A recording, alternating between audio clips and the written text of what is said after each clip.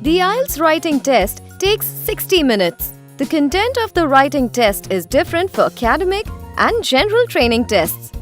While the topics used in the general training writing test are of general interest, you should write in a formal style in the academic writing test. There are 2 writing tasks in this test. You will be asked to write at least 150 words for task 1 and at least 250 words for task 2. Tips for the writing test. Use paragraphs clearly. Put one idea in each paragraph.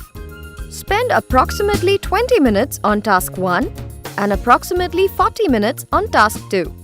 You must write your answers in full. Answers written in note form or in bullet points will lose marks. Pay attention to spelling, grammar and punctuation. You will lose marks for mistakes. Pay attention to the number of words required for each task. Do not memorize model answers. Examiners are trained to recognize them and your test will be invalid.